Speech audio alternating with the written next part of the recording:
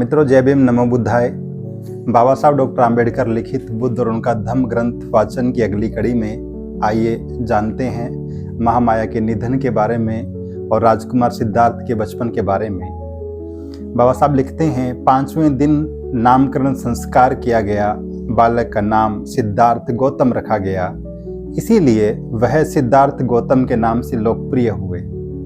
बालक के जन्म और उनके नामकरण के हर्षोल्लास के बीच में ही महामाया अचानक बीमार पड़ गई और उनके रोग ने गंभीर रूप धारण कर लिया। जब उन्हें लगा कि उनका अंत समय निकट आ पहुंचा है, तो उन्होंने शुद्धोधन और अपनी बहन महाप्रजापति को अपनी सैया के समीप बुलाया और कहा, मुझे विश्वास है कि असित ने मेरे बच्चे के बारे में जो भविष्यवाणी की थी वह सच होगी, लेकिन मुझे ये दुख है कि मैं उसे पूरा होता हुआ न देख सकूंगी। मेरा बालक शीघ्र ही मातृविहीन हो जाएगा, लेकिन मुझे इसकी तनिक भी चिंता नहीं है और भविष्य के अनुरूप उसकी समुचित देखभाल नहीं होगी। महाप्रजापति, मैं तुम्हें अपना बच्चा सौंपती हूँ। मुझे लेश मात्र भी संदेह नहीं है कि तुम उसके लिए उसकी सगी माँ से भी बढ़कर होगी। अब दुखी न हो, मुझे मरने की अनुमति दीजिए। इतना कहकर महामाया ने अंतिम सांस ली। शुद्धोधन और महाप्रजापति दोनों को बहुत दुख हुआ और वे फूट फूट कर रोने लगे। इस तरह से जब सिद्धार्थ की माता का निधन हुआ तो सिद्धार्थ की आयु केवल 7 दिन की थी। सिद्धार्थ का एक छोटा भाई भी था जिसका नाम नंद था। वह शुद्धोधन का महाप्रजापति से उत्पन्न पुत्र था। उनके कई चचेरे भाई भी थे जिनके नाम महानाम और अनुरुद्ध थे।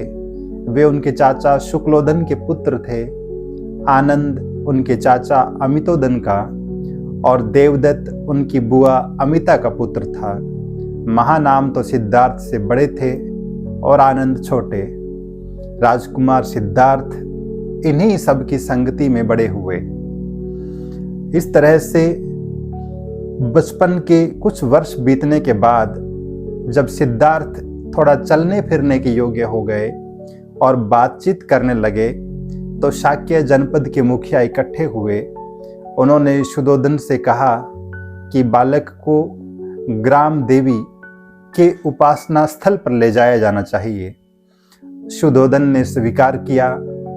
महाप्रजापति ने बालक को कपड़े पहनाने लगी। जब उन्हें वस्त्र पहना रही थी, तब बालक सिद्धार्थ ने अति मधुर वाणी में अपनी मौसी की पूछा कि उन्हें कहाँ ले जाया जा रहा है। जब उन्हें पता चला कि वे किसी उपासना स्थल की ओर जा रहे हैं, तो सिद्धार्थ मन ही मन मुस्कुराए, लेकिन शाक्यों के रीति रिवाज के अनुरूप उन्हें जाना ही था। स्वाभाविक रूप से वे भी चले गए। जब सिद्धार्थ की आयु 8 वर्ष की हुई, तो उन्होंने अपनी शिक्षा आरंभ की।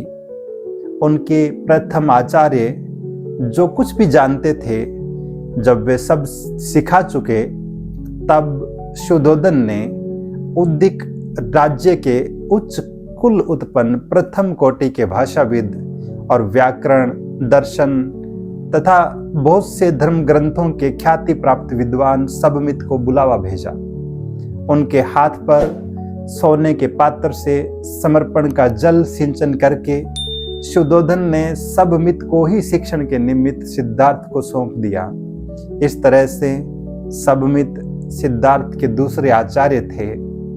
सबमित के शिक्षण में सिद्धार्थ ने तब के सभी दार्शनिक सिद्धांतों में प्रवीणता प्राप्त कर ली। इसके अतिरिक्त उन्होंने अलार कलाम के शिष्य भारद्वाज से चित्त की एकाग्रता तथा समाधि का ज्ञान सीख लिया था। उनका आश्रम कपिल वस्तु में ही था। तो ये था बाबा साहब डॉक्टर आम्बेडकर द्वारा लिखे गए बुद्ध और उनका धम्म ग्रंथ की तीसरी कड़ी का एक हिस्सा, जिसमें हमने सिद्धार्थ की माता महामाया के निधन, उनके बचपन, उनके चचेरे भाइयों और उनकी प्रारंभिक शिक्षा के बारे में कुछ चीज़ें पढ़ी। अगले एपिसोड में हम जानेंगे सिद्धार्थ के भावी जीवन के बारे में। आप सब लोग इसी प्रतिबद्धता के साथ, इसी धम्म के प्रति श्रद्धा की भावना के साथ धम्म कारवा चैनल को देखते रहें, धम्म से जुड़ी हुई बातों को सुनते रहें, अपने परिचितों से साझा करते रहें। आप सबको बहुत बहुत साधुवाद।